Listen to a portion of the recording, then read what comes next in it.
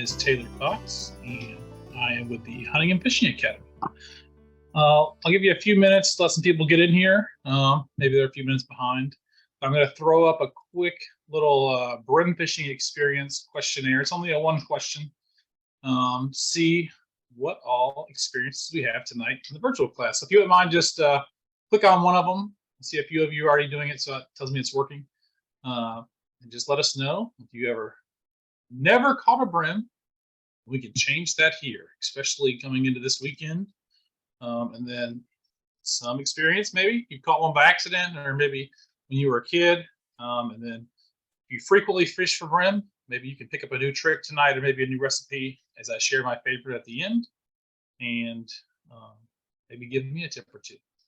So some of the things we're going to cover tonight are defining what they are. If you've never fished for brim, you might have caught one, didn't know you caught one. Identifying the multiple different types of species, how to find places to fish. There are free avenues. You don't have to have a pay, or you don't have to pay the guy at your local bait shop to tell you the secret place where they're bedding. How to choose a proper tackle, and then selecting, if you're not using live bait, the best lure. Maybe if you want to go artificial or do some different things. All right. First one we're going to talk about here is one of a lot of people's favorites, bluegill. But first, where does the term brim come from? It's not necessarily a scientific term. It's a common term used by fishermen in the South predominantly. You could probably go out west or up north and say you're going to fish for a brim, and they might look at you funny. But brim is used mostly in the South, and most of the fish are considered brim in the family of the sunfish family. It's a really fancy scientific word that I thought about pronouncing, but I think I'm going to skip tonight. But that scientific family of sunfish also includes some other stuff like a black bass, crappie, and a rock bass. But here you see a bluegill. Popular fish when thought about when people say brim. A lot of people might only think of bluegill as being a brim. But that one there on the right with the water in the background is a male bluegill, and they typically get bigger than females. But there's one on the right. And then I also have been trying to duplicate the picture. So that's a picture with a white background that's a little more detailed from Department of Natural Resources website. So in case you can't see that picture very clearly, there's that one on the left. All right, now one of my favorites here is a red ear or a shell cracker.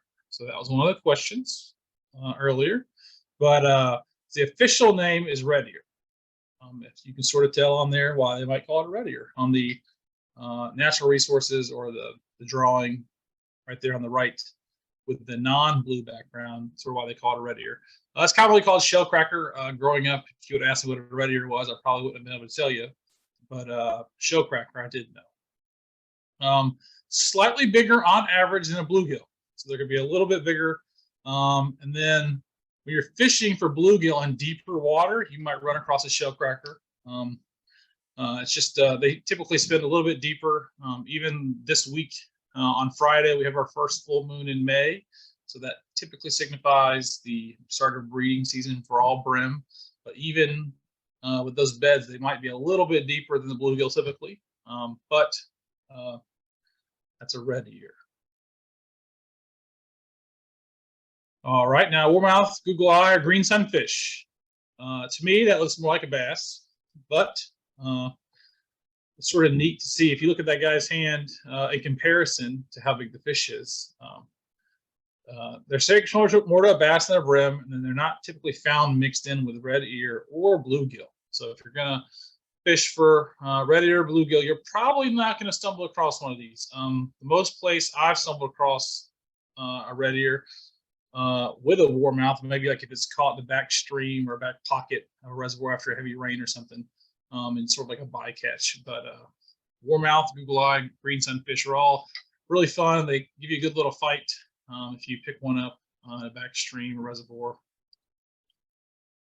And then some of the most identifiable fish to kids, long ear and a pumpkin seed sunfish. So the long ear, if you can guess, has that white background.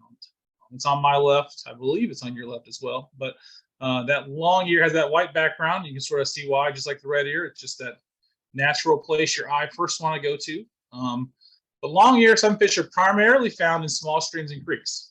Like other sunfish, they're often associated with vegetation, avoiding strong currents by inhabiting pools, inlets, and waters off the main stream channel. So these are really great to look for if you're coming off of a main stream, or maybe a bigger mouth of a stream, and they funnel down into a pocket. You might start getting some nice little inlets where it's a little calmer, a little shallower. They'll bed up right in there, and they'll hang out and try and get out of that main water because they don't want to swim as hard to work, stay where they want to stay. But spawning occurs throughout late spring and early summer, and then male scoops nest out of gravel bars, and females are enticed to lay their eggs on a particular nest by a male who swims out to meet her. So this is the male doing a lot of the initiating in this breeding cycle here with long ear. After the eggs have been laid, males chase the females away and guard the nest vigorously. So if that will tell you if you got that first answer right or wrong. In the first experience poll, the males guard the nest. Even though they are small, they fight with mighty size, and they don't want anything getting close to us. They don't want any worms. They don't want any other fish, any bait fish, nothing like that to get close to their nest. So once that egg gets laid by the female, they protect it with all their might. And now that pumpkin seed sunfish on the right in that guy's hand, there are many different types, but this one got the name because it looks like pumpkin seeds. They do not school up like bluegill, though. So if you catch one of these, you either have some electronics on your boat and you see it, or maybe it's an accidental catch if you're fishing for bluegill. But they don't school up as heavy as bluegill. Next, we're going to go on to how to find spots to fish. A lot of you got this right. TWRA has a great website. This is a screenshot here of the version. I'm going to show you in the next slide how to get there from the TWRA app, because I know a lot of people like to use their phones, especially when you're fishing. You always typically have your phone on you. But all these icons mean something different, and you can click on them. They give you great information. Like you see here, this is just the old Hickory Boulevard, called Cece's Ferry launch, and it gives you all the information about paid parking, non-paid, if you have to pay, all the different type of stuff. There's a QR code to get to that site we were just at. It'll take you to a TWRA site, and then you click on the map if you scan that QR code. But while we're doing that, I'll play the quick screen recording. So this is the TWRA app, which is free to download. You don't have to have a license to even use this or access it. Maybe if you want to scout out where you want to fish before buying a license, you're more than welcome to. Or if you're an out-of-stater and you want to come to Tennessee, but you want to look where to fish first, you can get the app for free and follow the steps that I'm about to show you on this short little video. So, where to fish, accept the terms and conditions. And then on your phone, it is important to know you have to use 2 fingers to zoom in. And that's how you get closer and zoom in to what you want to see. Now, there's just an accidental click, but as you zoom in closer, you'll see me select a few different icons and go through them to show you what they mean. Here on Percy Priest in Middle Tennessee, if you're familiar with it, gives you launch access area. There you see what county you're in, more than 25 spaces. It's concrete. Latitude and longitude if you don't know how to get there, or if you want to transfer that into Google. That's just a marked stake bed. You can see all the little fish icons. TWRA does a great job of marking most of their stuff, especially the fish attractors, and anytime they put some manufactured underwater devices that a lot of times people help them do. There, you can just see on that river, it was a tailwater river, what they released there, and they also have a releasing schedule that you can do. And if you're looking for trout, we also have some classes on some trout, and next week we have a great class. So we'll get to that a little later, but that's all through the app for free. So if you're looking for Bream, you want to remember to look for rivers with current, boat ramps, and under bridges. A lot of times they like to come up shallow, anywhere from 2 to 5 feet right now, because those eggs, once they are laid, had to have some sunlight to do their thing. So you're looking for shallow beds, and just like this next one here, you'll see a bluegill bed.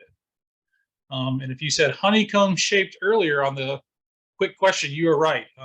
Shallow water, 2 feet or less, is in this picture. Of course, rain will adjust throughout the month of May and June on these beds, but general rule is for brim to pull up and start spawning the first full moon in May, which is here this Friday. It's the first full moon. So females will come up and lay the eggs, and the male's job is to guard them, like I said. So if you look at that picture there and you think, wow, that looks like a honeycomb, you're right. But also, I'm going to show you on the next slide sort of what's happening underwater. Of course, that's a still image. It's hard to see. But those brim are protecting those eggs that have been laid. It's like all their money. So what's happening is when you're fishing, you're dropping your bait down in there, whatever you choose, artificial or live, it gets close to that bed and you're not spooking those fish off. They're wanting to attack whatever comes close. So when you put your lure in there, those brim are trying to get it, so they're going to bite it, they're going to push it away. So that's sort of what's looking like under the water. So this is a honeycomb bluegill bed, sort of what they're doing. Now, if you're on your boat or if you're on a friend's boat or anything like that, and you have some electronics possibly, this is might be what you see. So this here is just a hummingbird fish finder on side imaging. And so as you can see here in that zoomed in part, you can see actually the bluegill up on that bed. Some of the numbers on the screen, this is side imaging, like I said, on a hummingbird. So 50 to the left, that line in the middle of the boat, so 50 to the left and 50 to the right, and you're in 2.5 foot of water. So the actual number is like 47 left, 47 right, once you do the equation. But that's what you would see on that side imaging. There's live imaging now. There's forward. I mean, you can do everything. You don't have to have side imaging. You can just have a depth finder with overhead, and you can still get this. A lot of guys are getting these great images on kayaks and canoes and little john boats. So all these are great options. We have the fishing electronics class. If this all sounds like a foreign language to you, coming up next month in June, that Chris Hearn will teach. And I think that guy's been fishing since he could take his own bottle on the boat. So he can teach you everything you want to know about electronics. But before we get to the tackle, anybody have any questions? Throw them in that Q&A, and then we'll get started with the tackle portion, because now that we've talked about brim and where you might find them, we can talk about what you're going to need to catch them. All right, no questions. So first things here, you see really basic. If you've ever been to a Walmart, you've seen both of these rods probably, but just a basic spinning reel or a spin cast reel. Maybe you started with a kid, or your grandpa gave you one, or maybe you have a rusty one that's been sitting in your garage you've never used that you could clean up and take out and go brim fishing. My ideal rod for brim fishing is, if it's a kid, you can probably get away with a 6 foot, but 6.5 to a 7.5 medium action, medium heavy rod. I use 8 to 10 pound monofilament line. The reason why is you hate to get a lighter, maybe a 4 or 6 pound monofilament, and then you swing a heavy one in the boat, and it has a chance possibly to drop off or rip off or break that line. So my suggestion is a spinning or a spin cast. Either of them work great. And then 6.5 to 7.5 medium heavy rod. All right. I think, Beth, you raised your hand, but I can't call on you in this setting. So if you have a question, you have to throw it in the chat, and I can give an answer. But monofilament line, 8 to 10 pounds, spinning or spin and cast, 6.5 at least. Let that rod do some work. And I'll tell you why here in a second. All right. Oh, yeah, here we go. Yeah, Beth. So, well, I can slow down for you. And then also, just so you know, you'll get a recording of this, and then you'll get a bunch of information tomorrow and a thank you email that I've already drafted to send up in the morning. So you'll get a bunch of resources and stuff. And then in a couple days, towards the end of the week, maybe Thursday, you'll get a recording of tonight that you can watch later. But I can definitely go back. So spin casting reel, spinning reel, 6, if it's a kid or you're taking your kids, or maybe a smaller stature person, a 6 foot is fine. But I would say the sweet spot is at 6.5 to 7.5 and a medium heavy rod. And that'll make a little more sense here in a second. And then 8 to 10 pound monofilament, just so you don't get that fish close to the boat or close to the bank and get it hung up, and a lighter monofilament might tear out on you. All right, so on the right here where you see the hook and the slip knot and all the words, that's a slip bobber rig, which is some of the Federation's favorite. I'll go over that real quick. So you see a hook. We'll go over hook sizes in a minute, just depending on what type of bait you're using or artificial. But you got a hook and a split shot. That split shot's about 8 to 12 inches above the hook, typically. Really, it's just giving you a stop for the bottom of that bobber and to give you a little bit more weight when you want to put that out there. And you're doing a little cast and give you some help. This slip bobber rig is great because it lets some of that energy actually transfer from the rod as you're throwing it. So you can get a little more distance on your cast. Let that energy and inertia transfer from that rod as you're throwing it. A weightless setup is also okay. It's just not going to be able to be thrown as far. So that leads up to a slip bobber. So that the concept of this slip bobber is it goes through it and that bobber can move up. That it can adjust naturally from the bead to that split shot, depending on the depth of the water. So that bead is right below a stop knot or a bobber stopper. Here on the left, without the words, right above the hooks, you see those weird yellow lines with those black undertones, sort of like a straw at a drive-through. They sell them super cheap. They come in a lot of kids packs and just multi-packs as well, but that's called a bobber stop or a stop knot. And what happens is you put that stop knot right above the bead. Otherwise, that bobber may go above the bead, and then you don't know where your depth is. So stop knot and a bead, slip bobber, split shot, and a hook. There's many different types of those stop knots. Like I said, some of them are rubber, and they come on little wire setups. And to get those on, you just feed the line through, and then you pull it off, and then you just slide it up to where you want it. Total, so you got about 8, 10, 12 inches from the hook to that split shot, and then another foot to that stop knot. So that should give you a little bit better comparison. So you've got 2 feet basically underwater for that bobber to move up and down. But if you're going for red ear, like I mentioned, they're a little deeper typically. And so you don't necessarily have to use a bobber. If you don't want to use a bobber, it's a little harder going for them with a bobber because you're trying to set the depth. But you can use a split shot weight. If you're not familiar with the term split shot, they're called split shots because they look like an old Mrs. Pac-Man or Mr. Pac-Man. You fold them open, and then like an alligator, you put the line in there and you just squeeze it closed. You can do it with your hands. You can do it with your teeth or a pair of pliers. It's not very hard. And you can find what weight works best for you. We'll talk about some here in a minute when we talk about hook sizes and what you're going for. But that lead shot when you're going for red ear was a little deeper, is 6 to 12 inches away from the top of that hook knot. And you want a semi-tight line. So you don't want to be dragging the bottom. We're not bass fishing here or catfishing or anything like that.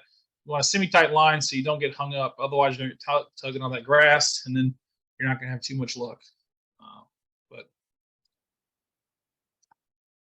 here are some of the most common live baits to use with either of those rigs. So slip bobber, stationary bobber, or just a weighted hook. Some of the most common being red wiggler worms and crickets. Now you might be thinking, well, the gas station down the street and the Kroger only sell, night crawlers. Don't worry, you can use those as well. But red wigglers are the sweet spot. So if you've got a local gas station you've never been in close to the lake or the river, maybe check them out next time and ask if they have any red wigglers or crickets. Night crawlers, like I said, are typically too big. But if that's all that's around, you can use half of it, cut it in half, and you get 2 out of 1 type thing. You just don't want too much because remember these brim have a real small mouth, typically about the size of your ring finger. So the top of your ring finger, it's not very big. And if you present a big bait, they might not be able to have a good hookup, or you might not be able to see it. They might just eat it off the bottom and just steal your bait. But quick little note, if you're buying crickets, they're typically purchased by a half tube or a full tube. I should have put a picture or grabbed one in my garage, but a cricket tube is almost like a narrow shipping tube, but it's wire mesh, and they have a plastic cap at the top where you can easily grab one out in a flat bottom, usually with a little rope on it. Wherever you can buy crickets, you can definitely buy a cricket tube. They're pretty cheap, a couple bucks added on. But they're sold in the half tube or the full tube. If you're going by yourself, or there's a couple of you fishing for only a couple hours, a half tube is just fine. You don't want to buy too many, let them die on you and waste your money. If you're going for more than a couple hours or more people are fishing, or you just have some kids with you and you think maybe they're going to throw some worms and crickets off. Full tube is needed. The con of having worms, though, or crickets, excuse me, is having to keep them alive. But I have a hot tip for you. So if you're writing this one down, Miss Hester, I would say to put potato slices in with the crickets to help keep them alive. So if you want to get a full tube, maybe for this weekend, you want to fish Friday afternoon and Saturday, and even Sunday. Peak time for these fish to be coming up on beds. You can get a full tube or two, and then cut you off a slice of potato and put it in there uncooked, and that way they can get some moisture off of it. They can have some food and keep them a little longer and not waste as much. And then worms, the hot tip to keep them alive is remember to place them in the fridge when they're not in use. So if you take them out and they're sitting on the bank or sitting next to the truck, try and keep them cool. Some people even bring like a lunchbox with some ice in it for their worms. But at least if you have any left over and you want to save them and use them later, put them in the fridge when you get home. If that grosses out your significant other or the kids, or you're afraid that they might get spilled with little hands in the fridge getting stuff out as well, you can put them in a sandwich-sized Ziploc bag in that little styrofoam, and they'll stay. And even if it falls out, they won't dump everywhere. So that's for live bait. So like I said, remember, we're talking red wiggler worms and crickets for live bait. All right, but here's what I bet most of you are here for, if I had to take a gamble, is some artificial baits. All right. So first things first, a beetle spin. So there at the bottom right, it's mimicking a minnow. So you see that you got all that cool stuff, chartreuse and black down there in vertical lines with the hook, and 1/8 ounce head most likely with that blade. It's trying to attract attention, make that noise, and get those brim to say, hey, come protect this, come get whatever I am. So as you can see, the consistency with this picture is chartreuse and black is the colors to go to, no matter if you're using a popper, like you see there on the other side. So floating fly and a popping fly are two really common uses for fly fishing. You could probably get away with using them as well on a spinning line. The only problem with that is it's going to be hard to cast those, so you might have to try and find a light split shot to add on there to add a little weight. But we'll go to the next slide about more detailed rigs. But the winner on this slide is the one in the top middle.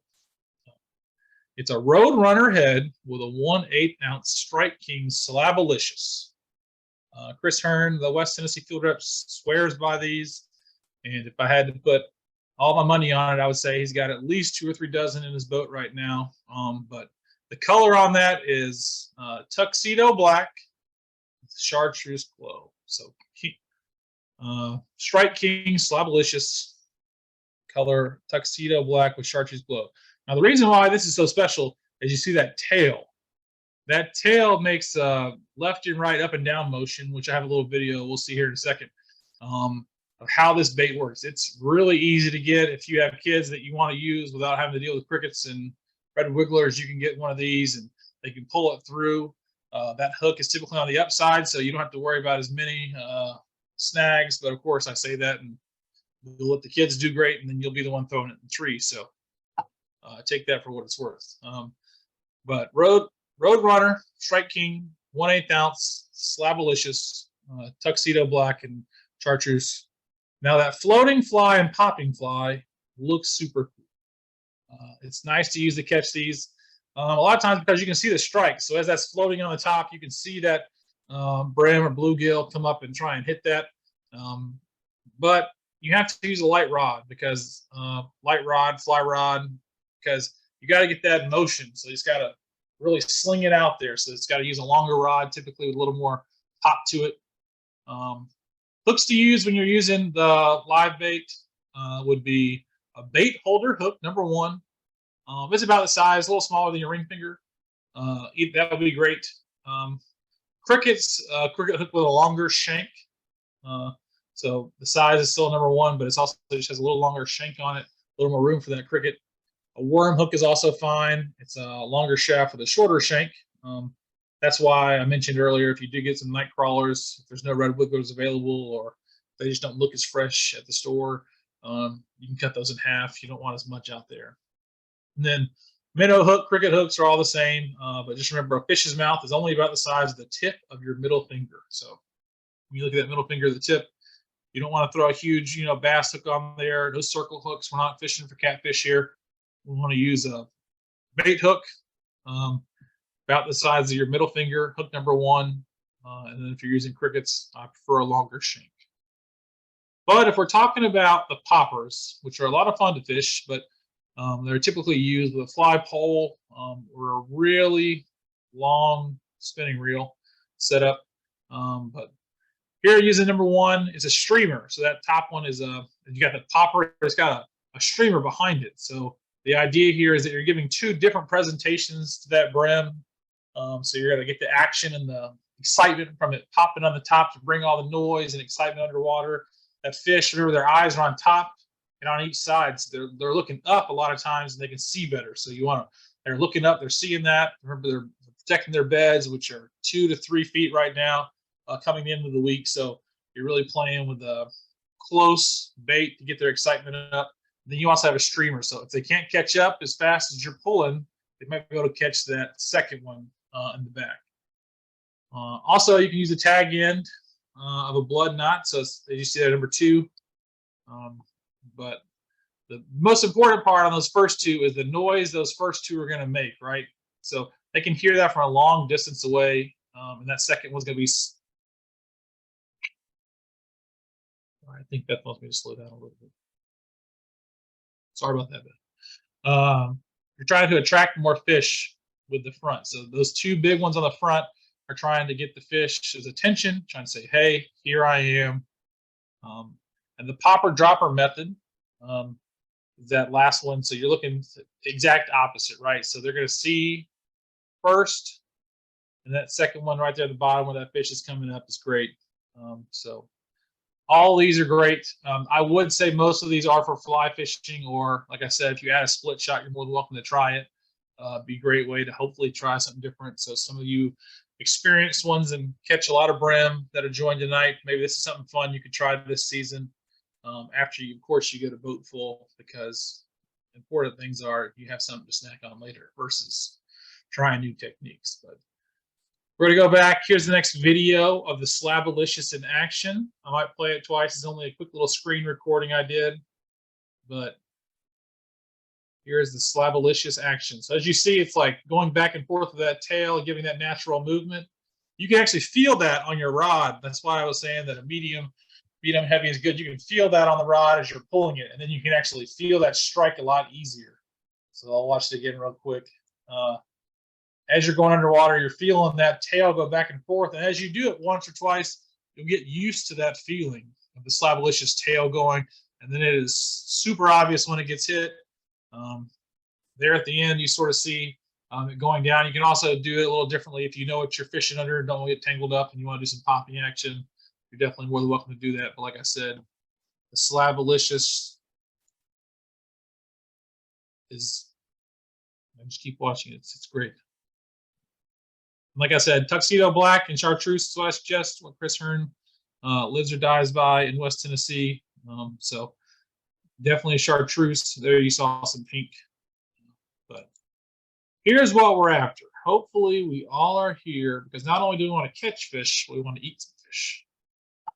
So as you see on the right there, it was scaled, cut the head off, and removed the insides. So I didn't take this picture, but if I had to guess, it was scaled with some catfish skinners, maybe some needle nose pliers, but I bet catfish skinners was probably the way they pulled that off from the tail all the way up. What you got, Beth? You'll have to type it in the Q&A for me to see what you want to know. But they probably cut it off there on the left. I would give you a word of caution if you're doing that with kids. They will have some little bones, especially depending on where you cut it. So be mindful of that. The middle is like the best part, the fillets. A little more work to do on the fillets, of course, especially when you're talking about having a boat full or 20 plus to fillet out. That's a lot of work.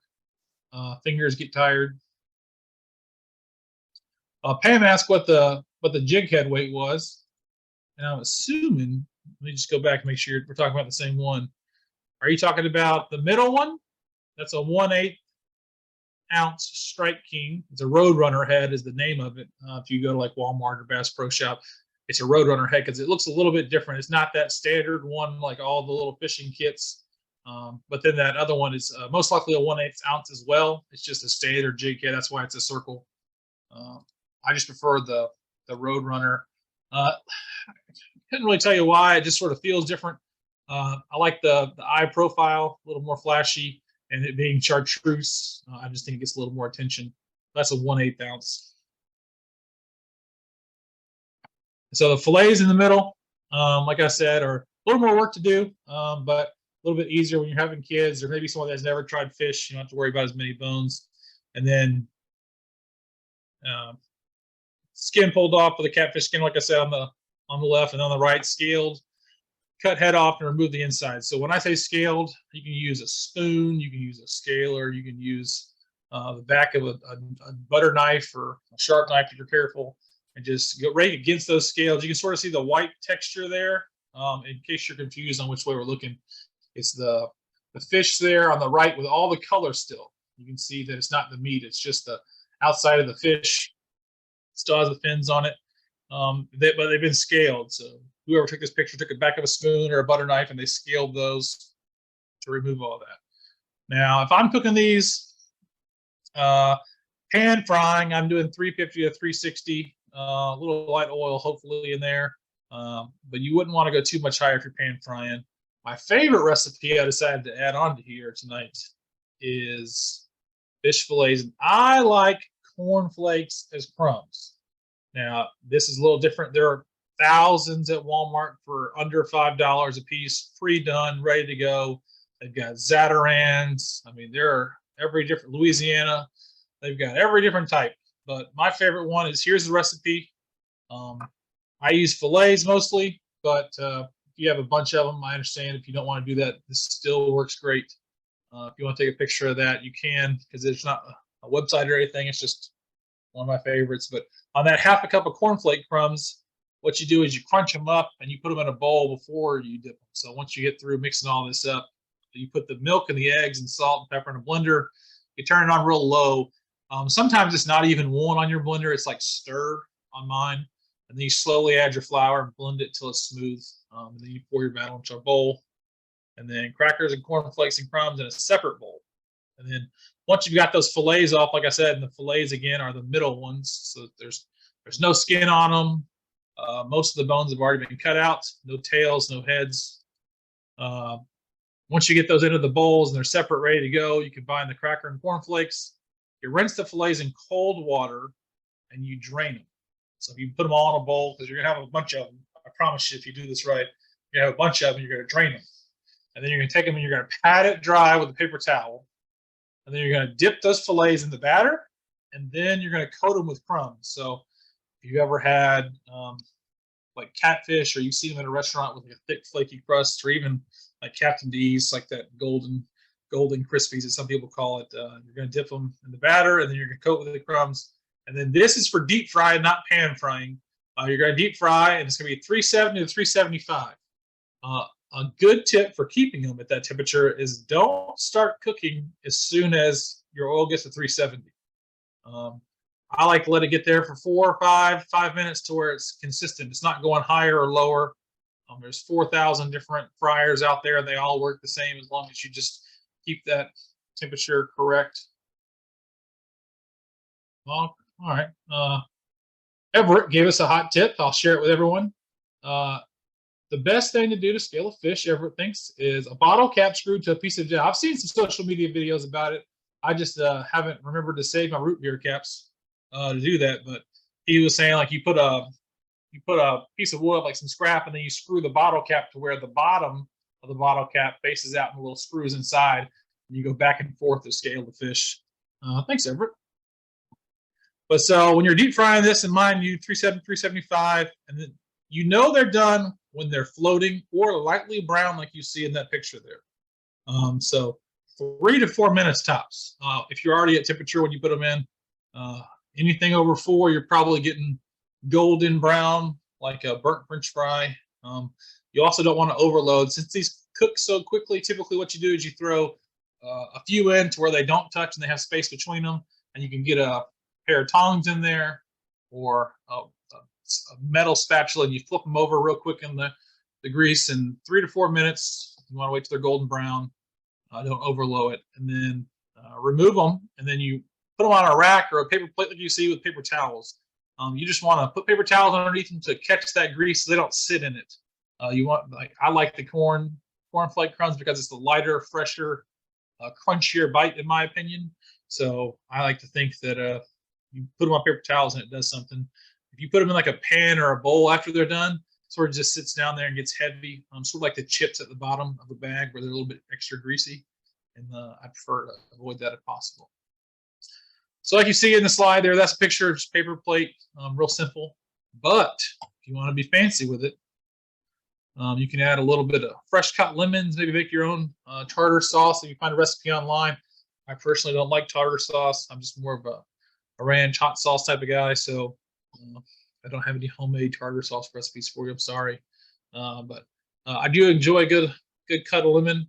I would not cut my lemons that way. I'd cut wedges, but I'm sure that looks really great for the picture. Lemon juice always is great for fish, especially if someone that's new has never had fried fish. So give them a little flavor. It's more of a citrusy, a fresh flavor. They even put a little cilantro on that plate there. But it can be as fancy or as played down as you want. They can be done all afternoon on a Saturday here. And if 3 or 4 of you go out and you catch 20 or 30 a piece, then you've got a whole lot of work to do, but it's going to be a whole lot of tasty work. So with that, I'll leave it open for any questions here, and we'll take that test again. This is a long ear. You can see why. We should all know by now. It was caught on a fly rod by Tristan Mills. He sent that photo in, so that's really cool. Thanks, Tristan, if you're watching. But that knowledge check-in just popped up on your screen to see if you were listening. And if you don't know the answer because you showed up late, don't feel bad. Give us your best guess. And then once you get done with that, any questions we have, any of the sections, feel free to type those in, and we'll go back and go over whatever we need if I went too fast, or if you just have a question I didn't answer.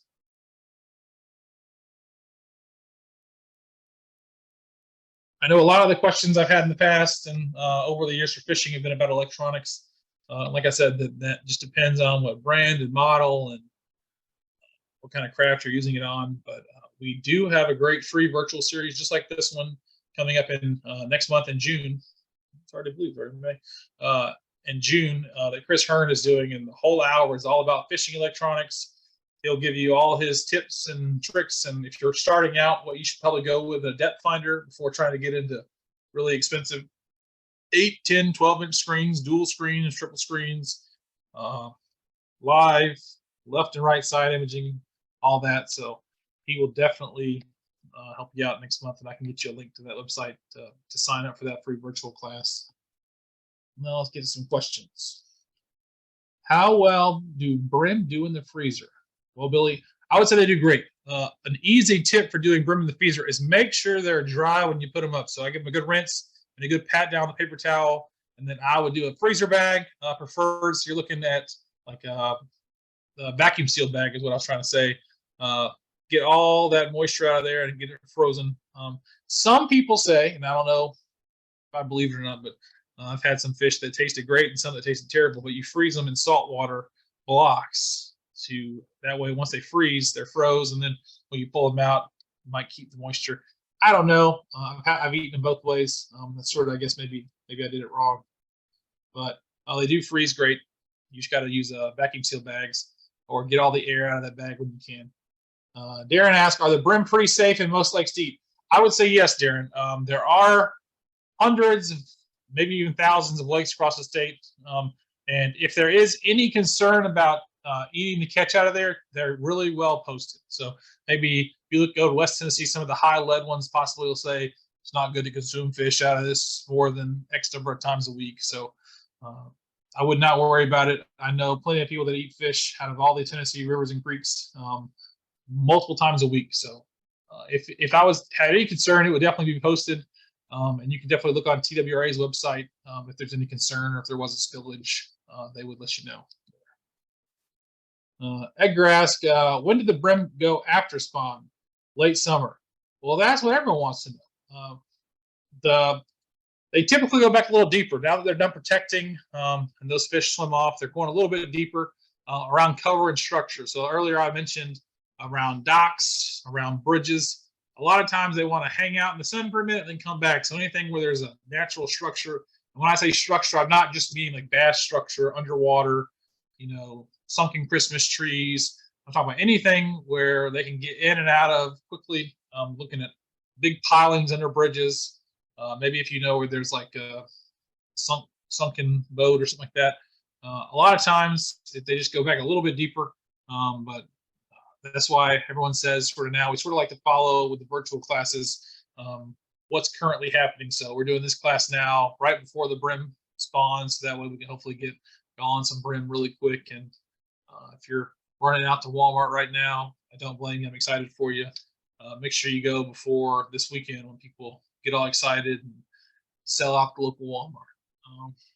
What is the best time of day to go? Someone asked. The best time of day to go is anytime. You can catch them day or night, I promise. But the best time to go is anytime you can go. During the spawn, it really doesn't matter. Those fish, the whole point of us fishing is because they're trying to protect those eggs until they hatch. And so you're looking at just throwing something towards those beds and those spawning fish, and then no matter what it is, they're going to see it and try and defend it off. That's why they're more aggressive. They're trying to protect their eggs. They work so hard. That's what they want to protect and have. So that's why we're fishing now for brim. It's sort of tricky question, but anytime you can go. Sorry, I don't have a best answer. A lot of fish bite first thing in the morning and right before bed, sort of like sunrise, sunset. Is most fishing across the board, but brim by any time of the day or night. Anthony asked what the TVA Lake Info app. I think he was telling me that there's an app called the TVA Lake Info app. There's also just the website I like to use as well. I guess I'm considered old school. I'll still plan a trip and still ask and look at the TVA website before. Elijah asked, what kinds of bodies of water are we looking to go in? I'm near Millington, north of Memphis. So any body of water that has shallow up on the edges, right? So if you're bank fishing, you might want to use a longer pole. You might want to use a split shot. Anywhere you can get access to where that water, you're looking for anywhere from 2 to 5 feet. And a lot of times, I don't know if you saw it, Elijah, but that picture of that brim bed was right off. I mean, you could see the tree and everything where the picture was taken. It's just right off there. So they're up shallow when they're spawning. So anywhere you can see that or get a rod to them, like I said, usually they're close to the bank, just where it naturally gets shallow. Anywhere back in those creeks or those reservoirs where that water is run off, we're looking, like I said, for 2 to 5 feet of water. I live right off Old Hickory Lake in Sumner County. So even Old Hickory is a big reservoir, and everybody water skiing. You can find little back sloughs, even with a canoe or a kayak. You don't have to have a big bass boat or anything like that. You can find those brim beds just by looking for that shallower water and easing up on them. The easiest way I like to do is not to spook them. But even if you do spook them, they'll come back. It might be a couple hours. You don't think you blew it. I definitely mark it on your phone or on your electronics on the boat and definitely mark it and come back. It might be 2 hours. It might be the next day, but they'll come back because they've got too much invested in that spawn. Philip asked, how long does the spawning season last and what is the best time of the day to catch them? Well, any time of the day is to catch them. We sort of talked about that before, but spawning season lasts into early summer. So May to early summer. So middle of June, you're going to still catch them up. But the first full moon of May is when it signifies start. And then into before the dog days of summer, I would say, definitely before July 4th. Probably be over by then, but anywhere from this Friday through about the middle of June. Thomas asked, do we help to keep populations down by fishing at this time of year? I have never heard any concerns about populations in brim, but I would say that I mean, a lot of the lakes, I mean, the reservoirs in Tennessee don't even have limits on some of them, depending on what's every reservoir is different. You have to look at the app or a fishing guide sold at your local WalMarts, and so to tell you your daily limit and krill length. But I've never heard any worry about populations. I think it's always just more fun because they're up higher and they're grouped up. So I would say that's more of the reason why. Just like sort of like if you hear about think about deer hunting, everyone wants to hunt the rut. You know, the breeding season when they're most active, most likely to be caught or to be harvested. So sort of the same thing for fishing. Hope that answered. Sorry about that, Thomas. Ever said, what's the best size to eat? Well, now that's up to your own. I would say, anywhere about the size of your hand, a little bigger. That's sort of what I've always heard because everybody's hand's a little different. Of course, make sure it's legal. Some reservoirs do have something different. They have krill lengths and limits they have to abide by, but probably about the size of your hand on bluegill, crappie, but it just depends on your taste. Does rain impact their activity level? Darren, I would say no and yes.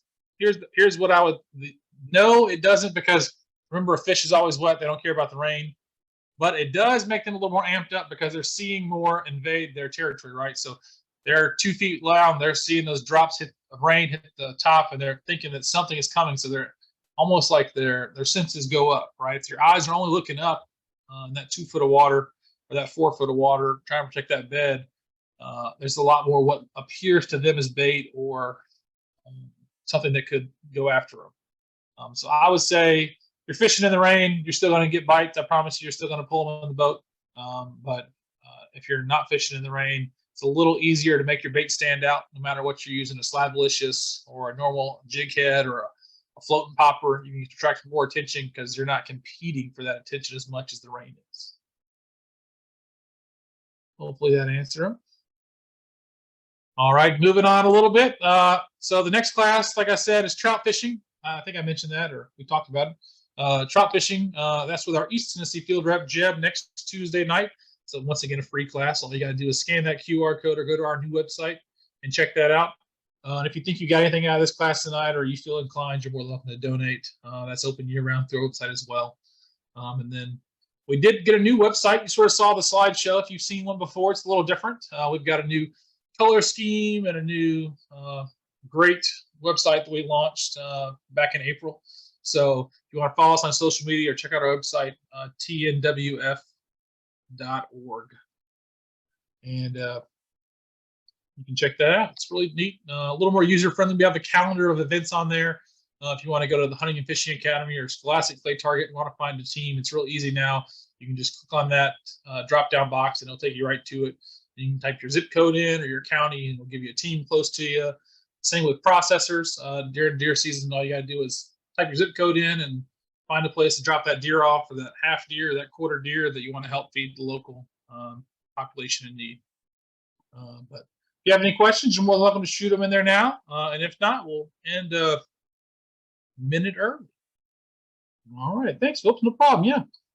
Hopefully you can get out this weekend and catch them. And if you do, feel free to send us the pictures. Tag us on social media. Send me an email. I want to see them. Hopefully I can get out and do some brim fishing this weekend. Maybe Friday I need to call out of work. We'll have to see.